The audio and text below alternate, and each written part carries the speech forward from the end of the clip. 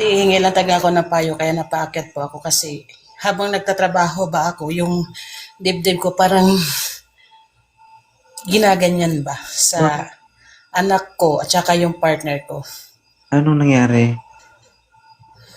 Kasi host, wala akong hindi ako, ayaw kong mag-exit kasi single mom ako. Mm. Sige lang. Single mom ako. Iniwanan ko yung anak ko, siguro 1 years old. Lumaki siya sa papa niya.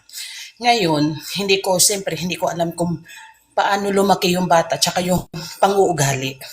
Mm. 'Di ba? Kasi nga, hiwalay kami ng papa niya. Ngayon, 20 years old na siya. Ngayon, host, yung partner ko ngayon, magkagalit yan sila dati kasi nung umuwi ako nung last 2024, hindi kasi ako nagpakita kasi nga, yung uwi ko galing abroad, sikreto lang kasi walang wala ako noon. So, itong nararamdaman ko, hindi ko alam kung galit ba o sospecha ba na pagdududa lang. Nung nakaraan, lagi niya sinasabi, Mama, magkaka-chat kami ni Tito Gerard, yung partner ko. Mm. Ano pinag-uusapan nyo? Wala naman, Mama. So, hindi ko ininda yun. Ayun, no. Ano Tapos babae? nung Anak mo? ulit-ulit, Mama, Babae? babae yung anak ko. Babae. Okay. Tapos, hindi ko ininda. Mga ilang araw naman, Mama, magka-chat kami ni Tito Gerard. Ano pinag-usapan nyo? Wala, Mama. So, pakitingin ng conversation nyo. Wala siyang ipapakita kasi lagi niya sinasabi na delete daw lahat. Delete. So, hinayaan ko. Okay. After ilang araw na naman, nagsabi siya sa akin na, Mama, magka-chat kami. So, duda na ako. Mm. Tapos nung nagmamaydi ako, Mama, bakit mo minamaydi? Bakit mo pinoprofile? Sabi nung anak ko. Mm. Bakit? Bakit? Anong pakialam mo? Sabi kong ganyan. Wala naman po, Mama, kasi ayaw ko yung inaano ba. Parang ayaw niya na nakikita ko, pinoprofile ko. Ato. Nung 3 years namin, nung 7, nagmaydi ako. Bakit siya nakamaydi? Akala ko ba hiwalay na kayo? So, nagdududa na ako. Sabi niya, Mama, magka-chat kami ni Tito Gerard. Pati ka ng conversation niyo. Doon mo kay Tito Gerard kunin. So ako, chinat ko yung partner ko. Pati nga ng conversation niyo ng anak ko. Delete eh. Wala silang ipapakita. Kasi sabi ko, kilala kita, hindi ka nagde-delete. Sabi ko ganyan.